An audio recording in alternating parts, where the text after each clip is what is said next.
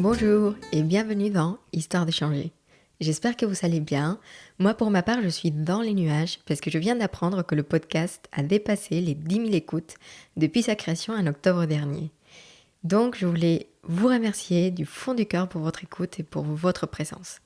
Comme toujours, vous pouvez me contacter sur Instagram, Facebook ou LinkedIn pour parler du podcast, de vos changements. Et surtout, je vous invite à faire découvrir à vos proches le monde merveilleux des podcasts parce que vraiment, j'adore ce média. Alors, parlons de l'épisode d'aujourd'hui. Retourner à Toulouse est pour moi en quelque sorte comme rentrer chez moi. Quand je suis arrivée en France en 2009, j'avais décidé de choisir la ville rose pour son climat, sa proximité avec l'Espagne et pour le lycée où je voulais faire ma prépa, le lycée Pierre de Fermat. Et un peu plus de 10 ans après, le soleil est toujours là, Fermat aussi, mais beaucoup de choses ont changé. Et naturellement, je me suis retrouvée un peu perdue dans cette ville où j'allais démarrer ma nouvelle vie en tant que professeure de yoga. C'est alors que j'ai rencontré Hélène Tiersla, professeure de yoga à Toulouse, qui d'ailleurs avait fait sa formation de 3 ans sœur avec une des personnes qui m'a formée, la belle et douce Tatiana Avila-Bourru. Hélène a tout de suite été d'une grande aide pour naviguer dans le monde du yoga à Toulouse. Elle a écouté attentivement mes questions et elle m'a donné des précieux conseils. Si vous avez déjà fait un de ces cours de yoga, vous savez qu'ils sont à son image. Dynamique, joyeux et avec zéro prise de tête. Hélène, elle aime bien challenger ses élèves et elle le fait toujours dans la bonne humeur et avec une pêche contagieuse. Sans vouloir faire des associations avec l'actualité, bien sûr. Née en 1976, elle a déjà eu plusieurs vies. Artiste peintre, professeur de dessin, responsable commercial dans une société qui vendait des compteurs électriques, responsable de projets en promotion immobilière et professeur de yoga. Quand on a parlé de la notion de changement, elle m'a tout de suite donné son bilan, 10 déménagements, 5 métiers, un divorce. Et j'ai donc voulu partager avec vous son témoignage sur tous ces changements et je remercie Hélène d'avoir accepté mon invitation. Si vous êtes à Toulouse, sachez qu'elle organise différents ateliers dont Inversion et équilibre le 15 mars au studio Peacock et Yoga parents-enfants le 29 mars et 26 avril au studio Malabar Princess. Et si vous souhaitez faire une pause et approfondir votre pratique, elle propose aussi 2 retraites de yoga prochainement. La première du 20 au 22 mars et la deuxième du 18 au 21 juillet à 45 minutes en voiture de Toulouse. Je mettrai en note de l'épisode le lien vers son site internet où vous retrouverez toutes les informations. J'ai donc le plaisir de partager avec vous ma conversation avec Hélène Tiersla. Changes come, changes go. There's always Bonjour Hélène, Bonjour. tu vas bien? Oui, ça va, très bien. Ouais, ça se passe bien la journée. Écoute, ça se présente plutôt pas mal. Super. Merci beaucoup déjà d'avoir accepté de parler au micro de Histoire de changer aujourd'hui. On va peut-être commencer par te présenter. Donc, est-ce que tu voudrais bien dire à nos auditeurs qui es-tu et quels sont les changements que tu as vécus? Alors, donc Hélène, je suis multifonctionnelle, mère de 4 enfants, vivant à Toulouse. Je suis aussi professeure de yoga et j'ai vécu en effet pas mal de changements dans ma vie. J'ai travaillé, ça faisait 10 ans que j'étais dans la promotion immobilière, avant de venir mettre un pied dans le yoga, puis 2 pieds, puis un pied et une main, 2 pieds et une main. Voilà, bref, tout est passé. J'ai fini par faire le saut en arrivant sur Toulouse pour enseigner complètement le yoga. Avant ça, j'ai eu plusieurs déménagements dans ma vie parce que mon mari était militaire. Donc j'ai beaucoup déménagé, beaucoup de changements. Et j'ai eu d'autres métiers avant aussi. Donc il y en a eu pas mal. Voilà. Tous ces changements, c'était pour une raison particulière ou... Alors, les changements sont liés plus au flux de la vie. Mariée très jeune, j'ai eu des enfants très jeunes, j'ai repris mes études à 30 ans. Donc, j'ai commencé à travailler après, à partir de 30 ans. Donc voilà, c'était plus en venant sur Paris, c'est difficile de ne pas travailler en étant sur Paris. Donc, ça a été un premier changement. Parce que mère au foyer, je m'occupais des 4 enfants, donc j'étais quand même bien occupée par ces enfants. Et puis, petit à petit, voyant autour de moi cette vie parisienne assez active, on a envie aussi de travailler, donc de faire partie. Donc, c'est presque des changements qui viennent de l'extérieur, une influence extérieure. Après, le changement professeur de yoga, ça, c'est une influence intérieure. Qui t'est venu comment? On commence le yoga. On commence le yoga par curiosité. Ensuite, ça nous plaît. Ensuite, on y va de plus en plus. On trouve que le yoga te fait énormément évoluer dans le bon sens. Et s'il faut que je montre aux autres que ça peut aussi les faire évoluer. Donc c'est le besoin de transmettre ce positivisme assez impressionnant sur toi, qui peut aussi faire évoluer les autres, donc transmettre. Ce besoin de transmettre, ce que j'ai vécu. Et c'était assez fort pour du coup laisser tout ce que tu avais fait avant et te reconvertir à ce moment-là. Oui, c'est le cœur qui a décidé. C'est vraiment, en fait, la décision s'est presque imposée d'elle-même. Après, les événements dans la vie font que, voilà, je devais déménager sur Toulouse. Est-ce que je recherchais du travail dans la promotion immobilière ou est-ce que j'en ai profité pour faire le sou? Donc, en fait, il y a plein d'événements. Il n'y a pas qu'une seule décision. Il y a plein de choses. L'univers, en fait. L'univers participe au changement. Et justement, moi, j'avais adoré parce que je t'avais demandé donc, du coup, de faire une petite présentation en off, une petite présentation sur toi pour préparer l'introduction à cet épisode. Et j'avais adoré la façon dont tu m'avais dit, voilà, en gros, mes changements vécus se résument à 10 déménagements, 5 métiers, un divorce. C'est quand même incroyable. Et c'est pour ça que j'avais du coup voulu t'interviewer parce que même si tu dis que ça vient de l'extérieur, que ça se fait presque naturellement, enfin en tout cas c'est l'impression qu'on a quand on t'entend parler, il n'y a quand même pas beaucoup de personnes qui ont fait ce que tu as fait. Donc qu'est-ce que ça évoque pour toi, la notion de changement? Comment tu vis ces changements? Pour moi, le changement est une chance. Après, je ne cherche pas le changement pour le changement. Quand il vient, quand il se présente, il faut le prendre comme une chance. Ce qui t'empêche de changer, souvent, sont des peurs. Notamment, je parlerai de sujet le plus difficile, le plus complexe, qui est le divorce. T'as peur d'un divorce, c'est normal. Mais après, quand tu sais que tu veux pas vieillir, que tu ne pourras pas vieillir avec la personne avec qui tu vis, et qu'il y a des conséquences quand même. J'avais 4 enfants, il y a des conséquences importantes, mais il y a un moment, les choses, elles s'imposent à toi, elles sont assez naturelles, et finalement, se faire confiance, ne pas avoir peur. C'est vrai que la peur te bloque. La peur complètement bloque la décision. Quand tu commences à connaître cette peur, à travailler sur cette peur, savoir pourquoi tu as peur, finalement, la peur, après, elle passe d'elle-même. Quand tu comprends ta peur, ce n'est presque plus une peur, c'est une raison. La peur est nécessaire, mais la peur, on peut travailler sur sa peur. Et ce qui empêche le changement, c'est la peur. Pour moi, c'est vraiment ça. Et ce qui aide aussi, c'est la confiance en soi. Donc c'est vrai qu'un juste milieu, mais le yoga est parfait pour ça, parce que le yoga, on travaille beaucoup sur ses peurs, dans des postures, je vais mettre la tête en bas, mais c'est pas possible, je vais tomber. Donc là, tu as tes peurs qui viennent naturellement, qui te protègent, elles sont là pour te protéger. Petit à petit, tu vas essayer de comprendre tes peurs, peut-être voir celles qui sont les plus intelligentes, d'autres qui sont des fausses peurs. Donc après, tu le retries et tu travailles avec toi-même. Donc c'est un travail sur soi. Ouais, non, du coup, c'est rassurant parce que ça ne veut pas dire que tu n'as jamais eu peur et que c'est pour ça que tu as fait ces changements, mais c'est que plutôt tu as su travailler avec cette peur. J'ai su et après, moi, j'ai été éduquée avec une notion de... Comment ils appellent ça? J'ai oublié le nom, mais de confiance un petit peu. Faire confiance dans ce qui est autour de toi. Dieu y pourvoira. Tu vois, ce fameux Dieu y pourvoira, une famille très catholique. Et il faisait confiance en Dieu, tout le temps. Dieu y pourvoira. Donc presque, il y avait un peu laissé, moi je dirais plutôt aujourd'hui, l'univers va t'aider. L'univers va t'aider.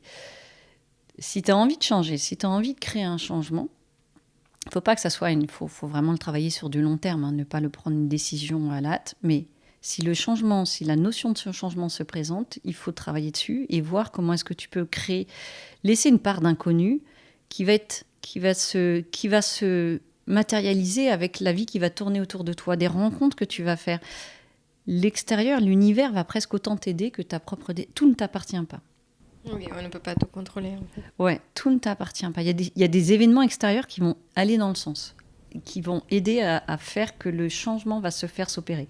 Il y en a qui vont lentement, il y en a qui vont plus vite. Un déménagement, c'est un changement... Un déménagement, pour certaines personnes, c'est extrêmement difficile, extrêmement douloureux. C'est facile pour personne, un déménagement. Mais non, c'est un déracinement pour tout le monde, d'ailleurs. Oui, pour tout le monde, pour des enfants, pour des adultes. Lâcher un boulot, quand ton mari est muté, tu lâches ton boulot, tu dois recréer un nouveau boulot, le temps de retrouver un boulot. Enfin, c'est quand même... c'est pas facile, mais tu peux aussi l'utiliser de manière positive. C'est-à-dire, tiens, je vais aller découvrir cette région... Voilà, il y a une petite phase un petit peu de redémarrage qui peut être un peu longue, mais il ne faut pas avoir peur, il faut se faire confiance. Et l'univers t'aidera, ça c'est sûr. Et alors justement, ça me fait penser au fait que quand je parle donc de mon podcast, du changement autour enfin, dans mon entourage, il y a beaucoup de personnes qui me disent t'as bien fait de te reconvertir à cet âge-là parce qu'après c'est plus difficile ou c'est presque impossible. On a l'impression que c'est presque impossible. Toi, t'es la preuve vivante que c'est pas du tout le cas. Quel est un peu le conseil que tu donnerais aux gens qui justement qui se disent ça ou qui pensent que parce que c'est déjà trop tard, parce qu'ils sont déjà une famille, parce que blablabla, bah ils peuvent pas changer. Ouais, l'âge pour moi c'est une fausse excuse.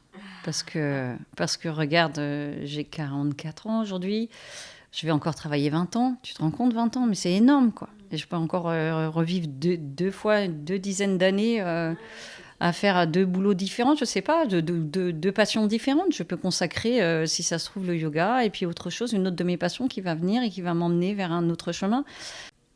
Il faut pas, c'est l'impermanence des choses. Il faut vraiment accueillir le mouvement. Regarde la lune, le jour et la lune ne s'arrêtent jamais. C'est toujours l'un, on passe de l'un à l'autre. Les marées, ça monte, ça descend. La mer bouge, l'eau bouge en permanence autour de toi. La vie bouge, la vie tourne, les saisons tournent.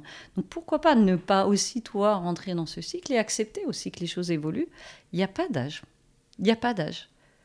Ce qu'il faut accepter quand tu changes, c'est recommencer peut-être en bas. Il y a une forme d'humilité. C'est sûr que tu vas perdre, surtout si tu changes de milieu, de métier. Tu redémarres en bas, on dit au pied de l'échelle, en bas de l'échelle. Il y a des échelons à gravir. Mais c'est bien, ça demande de l'humilité. Recommencer à zéro. C'est sûr que ton salaire sera plus le même si tu as 10 ans d'ancienneté ou si tu en as un an. Donc, mais en tout cas, il y a une évolution possible. Parce que parfois, les gens souffrent de non-évolution. Donc le changement leur permet de rouvrir l'horizon, de se reprojeter. Parce que le mot projet, pour moi, le changement et le projet vont ensemble. Changement égale projet plus confiance.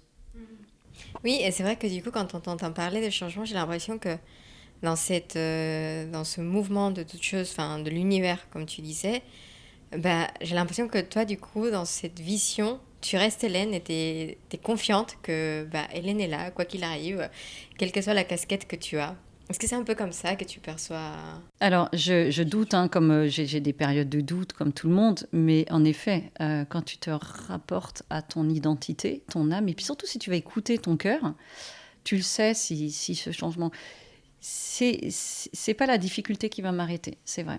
La difficulté ne va pas me renforcer, mais la difficulté, je vais essayer d'y passer par-dessus et de continuer tout en restant moi-même, ça c'est sûr, de revenir à soi. Peut-être dans mon changement, j'ai pris une décision trop rapide d'aller là ou là. Donc je vais revenir, refaire marche arrière, réfléchir pour reprendre une direction qui quand même reste stable. Il ne faut pas que changement soit synonyme d'instabilité. C'est vrai qu'on associe beaucoup les deux notions. Mais comment tu jongles justement? Enfin, comment tu fais? Eh bien, on jongle pas, justement. Regarde, tu prends ta route, tu prends ta voiture le matin, tu prends une route, c'est jamais toujours la même route. Si tu veux, ta route, elle n'est pas droite. De temps en temps, tu dois tourner là, puis ensuite remettre à gauche, puis à droite. C'est ça, la vie. Il y a des tournants à prendre pour aller dans une direction. Tu ne prendras pas la même direction que ta voisine. La voisine, elle va dans une direction, tu vas dans une autre. Même dans un couple, chacun a une direction, c'est sûr. Après, ce qu'il faut, c'est essayer de rester le plus possible en parallèle. Mais ta direction sera toujours la tienne. Et ce qui est amusant, d'ailleurs, c'est qu'en petite, je voulais être architecte et mes parents n'ont pas voulu. Et finalement, j'ai fait un métier qui revenait vers le métier d'architecte. Parce que la promotion immobilière, j'ai travaillé avec des architectes. Donc, même si je n'ai pas pu prendre ce chemin au démarrage, ça m'a surpris, étonnée que finalement mon chemin m'a amené là-dessus. Et ma vie n'est pas terminée. Si ça se trouve, je ferai de l'architecture pure et simple. Oui, non, mais c'est ça. Mais justement, je pense que c'est ça. C'est de là peut-être que parfois vient une certaine peur. Tu vois, de se dire, j'étais associée à mon boulot, ou à ce que je faisais, ou à la ville dans laquelle j'habite. Et donc, du coup, bah, pour moi, faire un changement d'une de ces variables va être presque changer... ton identité. Voilà, c'est ça. Alors que j'ai l'impression que quand on t'entend parler, mais toi, tu sais qui tu es. Ouais. Et donc, c'est peut-être pour ça que c'est plus facile le changement. Est-ce que toi, tu penses que c'est comme ça que tu le vis? Je m'identifiais pas. Alors, j'ai été mère de famille quand même. Toi, avec 4 enfants, j'y suis au moins restée pendant 10 ans. Donc, c'est vrai que tu t'identifies un petit peu à ce rôle de femme qui veut tout faire bien, bien habiller ses enfants, faire toutes les sorties qu'il faut. Enfin bref. Mais à un moment, tu sors un petit peu. Moi, je pense que là, tu parles un petit peu de la carapace, du masque qui est collé à toi. Mais j'ai envie de dire, c'est presque la société qui te colle le masque, plus que toi-même. Parce que toi, je pense qu'au fond de toi, tu sais qui tu es, tu sais où tu veux aller. Après, il faut se libérer du regard des autres. C'est vrai que le changement, t'as tes parents qui vont dire « Mais non, fais pas ça, surtout pas ça. Mais t'es folle, fais pas ça. » Oui, alors je confirme pour mon cas, je pense que c'était un peu difficile pour mes parents, oui. Ils ont peur pour toi, ils projettent leur peur. Oui, non, mais bien sûr, ça vient d'un endroit où il y a plein d'amour, mais... Ouais, bien sûr, mais ils t'enferment. Les personnes te projettent. Ils te projettent dans une image. Donc, oui, se libérer un petit peu de cette image. Moi aussi, je suis d'une famille, ils avaient projeté carrément une autre vie pour moi. Ça a été une guerre avec eux parce qu'ils ne me comprenaient pas. Puis finalement, tu te rends compte qu'avec le temps, ils sont hyper fiers de toi. Mais, ouais, si toi, tu es en confiance, ne laisse pas à l'extérieur. Tu peux écouter les avis, mais ils ont beaucoup plus peur que toi. Donc, ouais, la façon dont les gens se projettent sur toi, autour de toi, il faut s'en libérer. Il y a une forme de liberté qu'il faut trouver, en fait. Je pense que le changement demande une liberté. Comment tu fais, toi, pour la trouver ? J'écoute mon cœur. J'écoute mon cœur. C'est vraiment... et c'est pas comme un coup de foudre ou des trucs comme ça. Il y a un moment, tu as une petite voix. La petite voix à l'intérieur, elle est là, quoi. Et dans le yoga, c'est magique parce que tu as une connexion que tu as moins quand tu pratiques pas le yoga. Tu peux l'avoir dans certaines religions, enfin, les gens qui pratiquent des religions, qui ont des rites. Mais dans le yoga, tu es quand même vachement à l'écoute de ton corps et de cette voix. Tu as une voix à l'intérieur et même si elle ne te parle pas, moi, ma voix ne me parle pas, elle ne me dit pas « Hélène, réveille-toi, va faire ça ». Tu vois, ce n'est pas du tout ça. C'est que j'ai des réflexions qui viennent de temps en temps. Ce n'est pas un cerveau qui tourne non-stop, ce n'est pas du tout ça. Voilà. Et puis ces choses-là que tu entends, elles se confirment avec des événements de l'extérieur, de l'univers. Enfin, je pense que t'as des... Si tu fais vraiment attention à ce que tu entends, à ce que tu vois, les gens que tu rencontres ou les signes, tu as des signes autour de toi. Il ne faut pas les chercher, les signes, mais il faut savoir les lire quand ils sont là. Et puis, moi, j'ai jamais regretté un changement, ça, c'est sûr. C'est vrai ? Non. C'est génial. Oui, c'est génial. Enfin, je m'imagine même pas regretter un changement. Parce que oui, si je change de vie, je change de choses, je peux perdre certains aspects de ce qu'il y avait avant, mais il y a tellement de choses à découvrir, il faut regarder devant. Enfin, il y a tellement d'espoir dans un changement, il y a tellement de projets. Moi, je pense que la notion de projet est importante.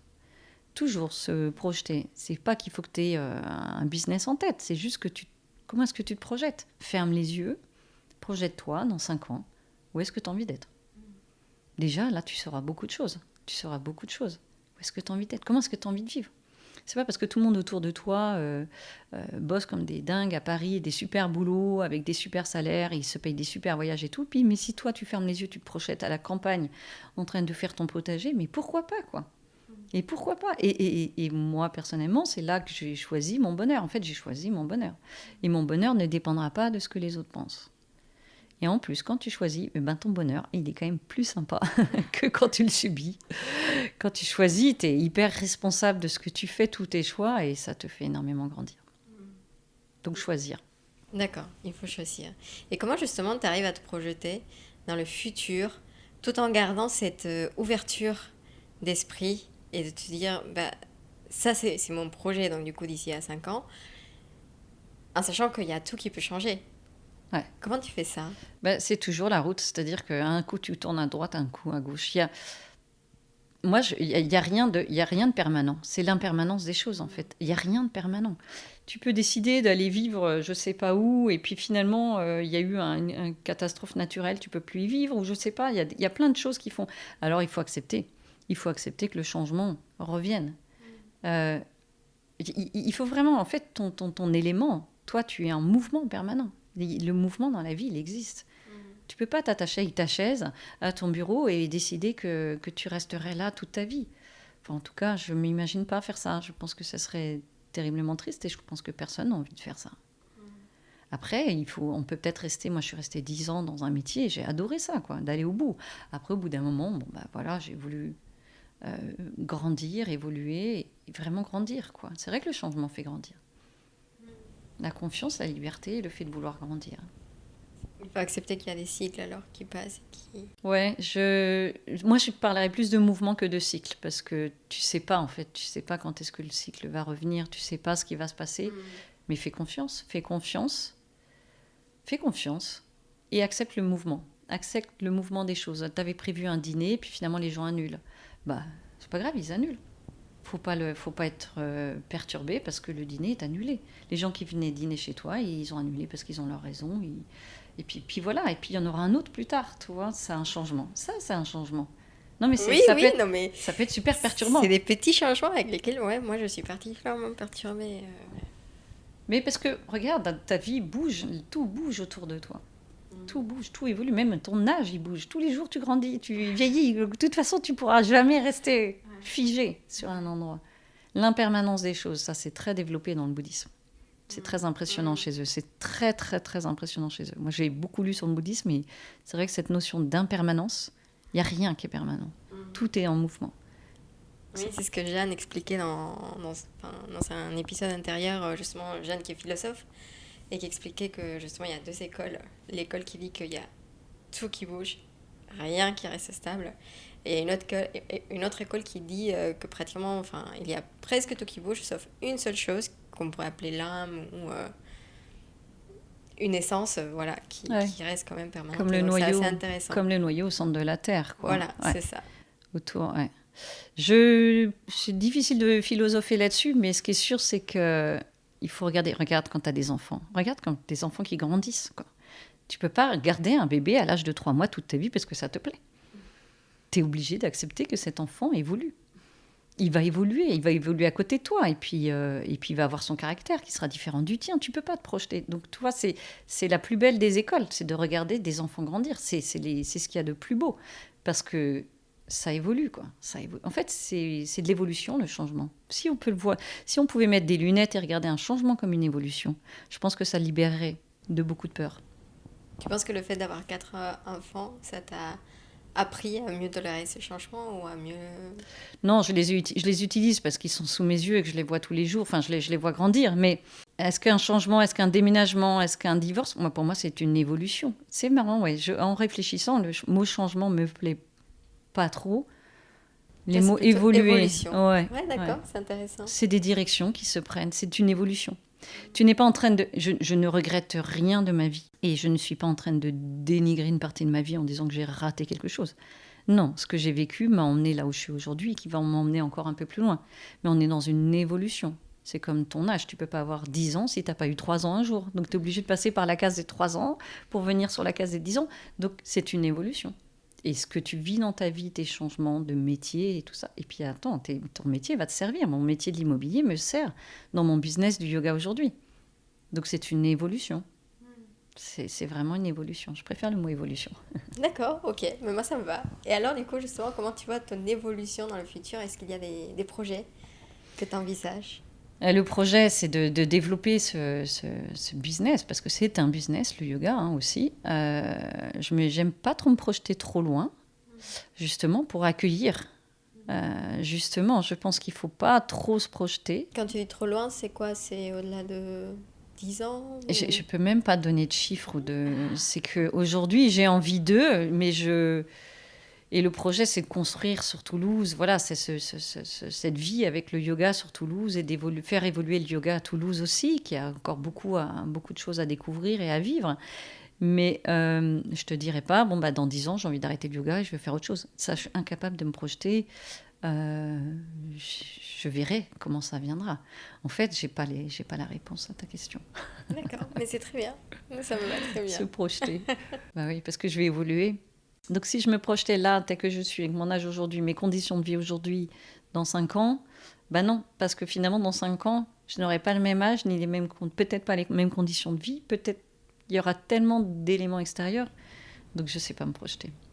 Non, mais c'est très bien. Rendez-vous dans 5 ans, du coup, pour voir ce qui s'est passé. Exactement, avec grand plaisir. Je n'ai aucune peur pour mes prochaines 5 années.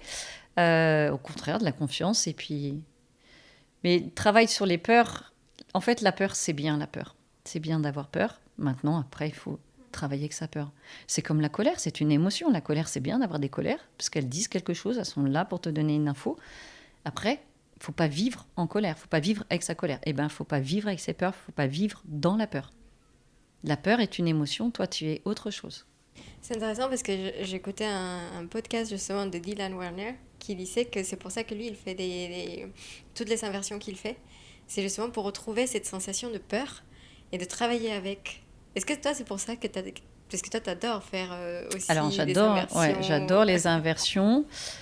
Ce que j'aime, moi, dans les inversions, c'est qu'il y a un lâcher-prise. C'est-à-dire que comme tu es à l'envers, les bras, les mains, les pieds, tu sais plus quoi et quoi. Et ce qui est chouette dans une inversion, c'est que tes mini-moments où tu es en inversion ressemblent à une année. C'est-à-dire qu'une seconde, je ne sais pas si tu as essayé, mais quand Mais tu j'arrive commences... toujours pas. Non, mais quand tu commences à sentir une apesanteur, mais ton apesanteur, mais la seconde dure une année, quoi. T'as l'impression que ça fait un an que t'es là et que tu bouges plus. Donc c'est génial. Donc il y a un côté, c'est extraordinaire. Ça, c'est vraiment génial. Les peurs. Moi, j'ai été éduquée où les enfants faisaient un peu ce qu'ils voulaient. Hein. On allait grimper aux arbres dans le jardin. Hein. On avait le droit de tout faire. Famille nombreuse, où voilà, il n'y avait pas beaucoup... les parents n'étaient pas tout le temps sur notre dos. Donc, on a eu ce côté très warrior, venir essayer. Donc, naturellement, j'ai été éduquée pas dans la peur. Et c'est vrai qu'aujourd'hui, moi, ça me frappe de voir comment les peurs sont utilisées aujourd'hui pour éduquer les gens, que ce soit en religion. Dans les religions, beaucoup. Moi, c'est vrai que c'est les seules fois où j'ai vu la peur, c'est en religion. Parce que si je faisais du mal, j'allais dans l'enfer. Il y a le chaudron, là, je me souviens de l'image du chaudron qui brûlait, avec les gens dedans qui brûlaient. Donc, si tu veux, voilà, ça, c'était comme ça qu'on m'éduquait. Il fallait que je sois sage pour pas aller dans le chaudron. Donc, bon, mais la peur, aujourd'hui, est utilisée en politique. La peur est utilisée même dans des couples. Il y a un qui fait peur à l'autre, ou je sais pas. C'est permanent, c'est facile, la peur. C'est très facile d'utiliser les gens avec la peur. Donc, c'est une forme de manipulation. Donc, il faut faire attention. La peur est là, oui, mais je ne suis pas que ma peur. Les inversions, oui. Moi, ce que j'aime dans les inversions, surtout pour les enseigner, parce que moi, je n'ai pas beaucoup de peur dans les inversions. C'est plus de... Non, j'ai pas de peur dans les inversions. Ce que j'aime, c'est que les gens qui ont découvert les inversions avec moi, qui ont des peurs, en fait, très vite, ont dépassé leurs peurs. Ils comprennent qu'ils ne sont pas en danger, en fait. Si tu sécurises le mouvement que tu fais, c'est pas la peine de se jeter dans le vide à côté de ta table basse. C'est fortement pas recommandé. Voilà, donc un mur, c'est très bien pour démarrer ces inversions, parce que tu sais qu'il sera là pour te rattraper si tu vas trop loin. Donc non, il y a... Le yoga, moi, je pense que c'est plus les autres postures que les inversions dans le yoga où tu travailles avec ta peur. Moi, je trouve qu'un chaturanga, quand tu vas vers le sol, il y a des notions, mais très vite, tu comprends avec le yoga, tu comprends qu'en fait, tes peurs, t'en as pas peur. Même pas peur, comme dirait un enfant. Donc les évolutions dans la vie, c'est peut-être pareil, non? Exactement. Les évolutions dans la vie, il faut les laisser venir et faire confiance. Et les inversions, le yoga, de la confiance en soi, ce travail, il y a un énorme... Moi, j'ai énormément appris là-dessus. Moi, je pense que la confiance en soi était mon... Je ne l'avais pas petite, c'est pas quelque chose qui est naturel. C'est vrai, pourtant ça a l'air aujourd'hui quand on te voit. Ah bon? Non, c'est pas du tout naturel, la confiance en soi. Je doute tous les jours et c'est normal, je pense que c'est normal. Et c'est le travail de parents d'aider leur enfant à construire cette confiance en soi, de ne pas tout le temps douter. Donc c'est très très important dans une éducation d'un enfant de travailler sur cette confiance en soi, et en tant qu'adulte aussi, de t'éduquer, de t'obliger à travailler cette confiance en soi. Quand tu prends une décision, tu dis tiens, je veux faire ci ou faire ça, ne doute pas de ta décision. Tu l'as prise, c'est la tienne. Alors fais-toi confiance et vas-y, quoi. Et c'est vrai que ton expérience jeune peut plus ou moins t'aider sur cette confiance en soi. Et il faut se référer à cette confiance en soi. Il faut revenir vers cette confiance en soi. Si c'est ma décision, c'est que c'est la bonne. Et le yoga aide bien sur la confiance en soi. C'est vrai, c'est vrai. Toutes les constructions, toutes les postures, il n'y a pas que les inversions, toutes les postures, tout ce que tu travailles, où tu emmènes ton corps et tu ouvres un côté, tu vas ouvrir un flanc, les hanches, le travail des hanches aussi. Il est puissant, le travail des hanches. Et les inversions aussi. Et savoir que tu peux te porter sur tes mains, tout le monde peut se porter sur les mains. Moi, je fais des inversions aujourd'hui, mais j'ai jamais été gymnaste, ni danseuse, ni quoi que ce soit. Si tu veux, j'ai commencé comme tout le monde. Même petite, j'en faisais peut-être pas. Alors, je grimpais aux arbres, mais je faisais peut-être pas beaucoup de poirier quand j'étais petite. Ah, mais ça, c'est rassurant aussi, parce que moi non plus. Mais Ouais. je me dis que ça viendra. Faut pas que ça soit un objectif. Il faut que c'est ton corps qui va t'emmener. C'est si tu veux, ce que je te dis, l'univers. Enfin, ça va t'emmener vers. Il faut rester bien ouvert à l'écoute de ce qui est autour de toi et tu verras, tu vas vers un endroit, tu vas vers un chemin. Et il faut se faire confiance. Je pense que c'est vraiment la chose que je retiens de notre discussion. Merci. C'est Du coup, on va passer à la dernière question. Ouais. Si tu avais une baguette magique, c'est la question que je pose à tous mes invités. Si tu avais une baguette magique qui te permettait de changer une chose, et une seule chose dans ce monde, qu'est-ce que tu changerais? Rien. Je ne changerai rien. Incroyable, c'est la première fois qu'on me dit ça. C'est très difficile. J'ai trouvé cette question extrêmement difficile. Je ne sais même plus ce que j'avais préparé comme réponse. J'ai plus trop ça en tête, mais c'est très difficile de changer, si ce n'est que les gens n'aient pas peur. Ouais, trust in you, ouais, c'était ça. Ouais, que les gens n'aient pas peur. Ah voilà, moi si je peux, avec ma baguette magique, envoyer dans l'espace, l'univers, le cosmos, trust in you, enfin vraiment, écoutez-vous, vous avez la réponse. Écoutez-vous. Si les gens pouvaient se regarder, s'écouter, pas se regarder du côté narcissique, mais écouter cette petite voix à l'intérieur, cette voix de la confiance. Voilà, ça j'aimerais, voilà. Mais je peux pas m'imaginer pouvoir faire un truc comme ça, c'est juste que c'est chacun a en soi la possibilité de. C'est pas un événement extérieur qui va changer quelque chose. En fait, vous l'avez à l'intérieur. Merci beaucoup, Hélène. Ben, c'est un plaisir. Voilà, c'est tout pour aujourd'hui. Prenez soin de vous et à la prochaine fois. Expand your horizon.